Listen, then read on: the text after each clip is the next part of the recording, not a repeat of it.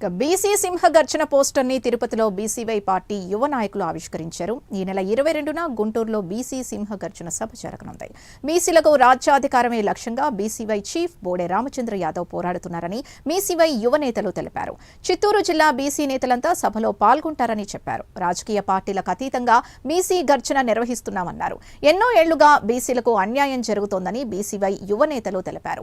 బీసీలకు అండగా బీసీ సింహ గర్జన ఉండబోతోందన్నారు. దేశవ్యాప్తంగా లక్షలాది మంది బీసీ నేతలు హాజరవుతున్నారని, రాష్ట్రంలోని కుల సంఘాలు బీసీ నాయకులు తరలి రావాలని పిలుపునిచ్చారు. మహిళా స్టేట్ కో కన్వీనర్గా నియమించబడ్డాను. సభాముఖంగా అందరికీ తెలియజేయడం ఏంటంటే, ఇది మన పార్టీ అంటే ఒక బీసీలే కాదు, ఎస్సీ ఎస్టీ మైనారిటీలు అందరికీ సంబంధించినటువంటి బహుజన పార్టీ. ముఖ్యంగా అందరికీ తెలియజేసేది ఏంటంటే, మన బోడే రామచంద్ర యాదవ్ అన్నగారు ఈ రోజుల్లో స్వార్థపూరిత రాజకీయ నాయకులు పార్టీలు ఉన్నటువంటి ఈ రోజుల్లో మన కోసం, మన బీసీల కోసం, బడుగు బలహీన వర్గుల అందరి కోసం పోరాటం చేయడం అనేది మన అదృష్టంగా భావించవచ్చు. ఎవరి కుటుంబాలు వాళ్ళు చూసుకొని ఎవరి స్వార్థం వాళ్ళు పాటించేటువంటి ఈ రోజుల్లో మన అందరి కోసం మన స్థితిగతులు మార్చాలని, మన బీసీలు అధికారంలోకి రాజ్యాధికారం దిశగా పయనించాలని, మన కోసం పోరాటం చేస్తున్నటువంటి నాయకుడిని బలపరుచుకునేది మన బాధ్యతగా నేనైతే తెలియజేస్తున్నాను. అఖిలాండ కోటి బ్రహ్మాండ నాయకుడు, కలియుగ ప్రత్యక్ష దైవం శ్రీ వెంకటేశ్వర స్వామి వారి నివాసం ఉండేటువంటి తిరుమలలో ఆయన పాదాల చెంత ఈరోజు బీసీ సింహగర్జన పోస్టర్ ఆవిష్కరించడం జరిగింది. దాదాపు రేపు సంవత్సరంతో స్వాతంత్రం వచ్చి అటు ఇటుగా 80 సంవత్సరాలు కావస్తోంది.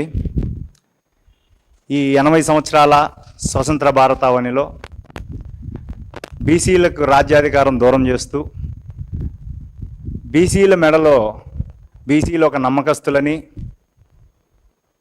బీసీలు విశ్వాసపాత్రులని ఒక పలుపుతాడు వేసి, బీసీలను రాజ్యాధికారాన్ని దూరం చేసి ఓన్లీ ఓటు బ్యాంకుగా చూసేటువంటి అనేక పార్టీలను ఇప్పటివరకు చూసాం.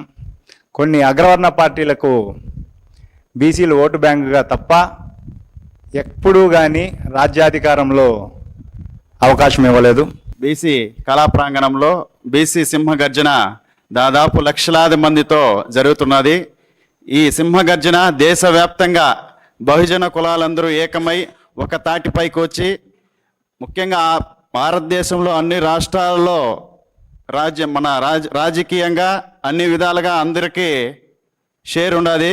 ఆంధ్రప్రదేశ్లో రాజకీయ రంగంలో కనీసం 10 నుంచి 15% కూడా ఈ బీసీలను రాజకీయంగా లేరు.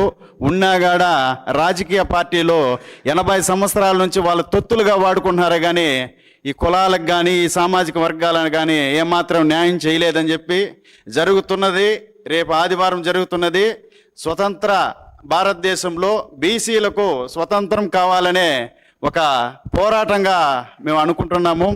బీసీలుగా వెనకబడి ఉన్నాం. రాజకీయాల్లో కానీ ఆర్థికంలో కానీ రాబోయే ఏ రాజకీయ పార్టీలైనా కూడా మనకి చరిత్ర నుంచి ఎత్తుకుంటా ఉంటే మనకు అన్యాయమే జరుగుతూ ఉంది.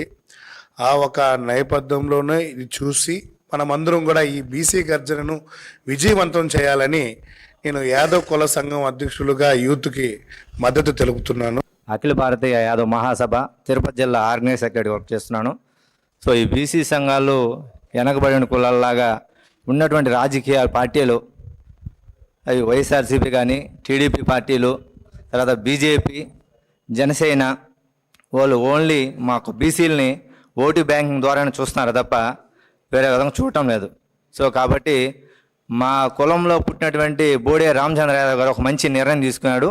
దీంతోపాటు బీసీ కులాలందరికీ కూడా ఒక రాజ్యాధికారం ఇవ్వాలని చెప్పి ఒక మంచి నిర్ణయం తీసుకున్నాడు. కాబట్టి బీసీ సోదరులు అందరూ కూడా, ఎస్టీ ఎస్సీ మైనార్టీలు అందరూ కూడా 22వ తారీఖు ఈ బీసీ విజయవంతం చేయాలని చెప్పి కూడా మనస్ఫూర్తిగా అందరిని కూడా కోరుకుంటున్నాను.